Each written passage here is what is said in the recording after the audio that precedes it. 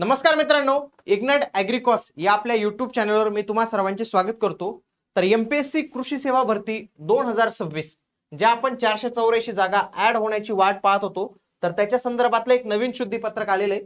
या शुद्धीपत्रकानुसार जागा ऍड होणार आहेत का, आणि ही एक शेवटची संधी होती जागा ऍड होण्याची, तर ही मी का म्हणतोय ते पण मी तुम्हाला व्हिडिओमध्ये पूर्ण सांगणार आहे।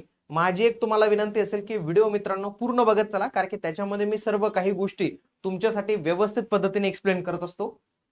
बघा, एमपीएससी कडून नुकतंच जे आहे एक शुद्धीपत्रक आलं 17 जून 2026 रोजी, ज्याच्यामध्ये त्यांनी पदसंख्येत जो आहे तर तो बदल केलेला आहे। आता याची पदसंख्या असणार आहे 265। किती? 265 एवढी पदांची भरती जी आहे तर ती या एमपीएससी राज्यसेवेमार्फत केली जाईल। याच्यामध्येच आपले कृषी सेवेचे जे आहे तर ते पद असतात मित्रांनो। आता याच्यामध्ये लक्षात घ्या, सिव्हिल इंजिनिअरिंगच्या जागा मूळ जाहिरातीत नव्हत्या, आता या जाहिराती आलेल्या आहेत। टोटल 20 पद ही सिव्हिल इंजिनिअरिंगची ऍड झालेली आहेत। मग आपल्याला पण आशा होती की कृषीची आपल्या या 484 जागा आहेत किंवा त्यांना जेवढ्या काही जागा ऍड करायच्या आहेत तर त्यांनी त्या जागा या 2026च्या जाहिरातीमध्ये ऍड कराव्यात, असं विविध वेळा आपण प्रयत्न पण केलेलं होतं। एमपीएससी ची जर आपण मूळ जाहिरात पाहिली तर त्याच्यामध्ये 87 एवढीच पदं होती, परंतु आता ती किती झालेली आहे? 265 एवढी पदं जी आहेत तर ती आता एमपीएससी ची झालेली आहेत। 13 मे 2026 ला पण एक पत्र जे आहे तर ते कृषी मंत्री यांनी पुढे पाठवलं होतं देवेंद्रजी फडणवीस यांना, की कृषीच्या म्हणजे या परीक्षेत 484 जागा ज्या आहेत तर ते ऍड करण्यात याव्या, अशा पद्धतीने वित्त विभागाची मान्यता मिळण्याबाबत कृषी मंत्री यांनी स्वतः पत्र लिहिलेलं होतं। परंतु त्या पत्राचा मला नाही वाटत काही उपयोग झालेला आहे।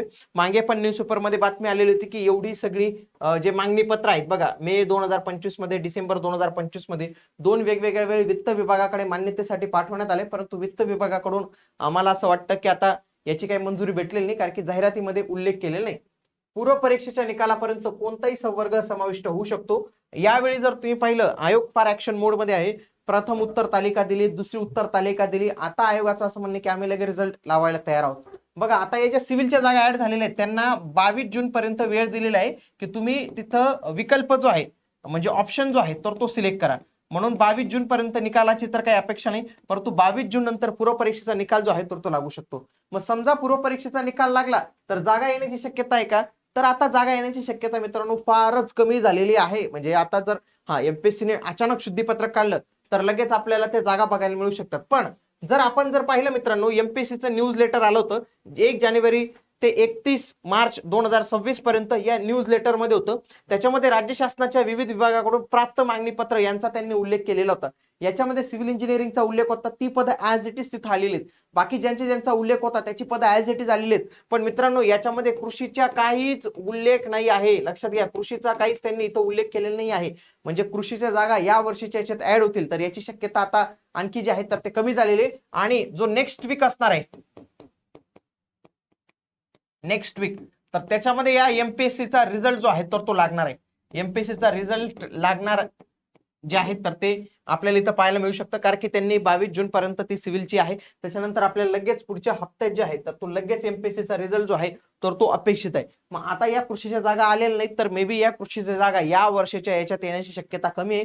परीक्षा झालेली आहे, काही उमेदवार अचानक व्हिडिओ पाहतात, 31 मे ला ही परीक्षा झालेली आहे, परंतु पूर्व परीक्षेचा निकालापर्यंत नवीन संवर्ग ऍड होऊ शकतो। कृषी संवर्ग या वर्षीच्या जाहिरातीमध्ये नाही आहे, म्हणजे आपल्याला याची जाहिरात वगैरे पुढच्या वर्षीच जे आहे तर ते आपल्याला या कृषीसाठी प्रयत्न किंवा कृषीसाठी तयारी जी आहे तर ती करावी लागणार आहे मित्रांनो।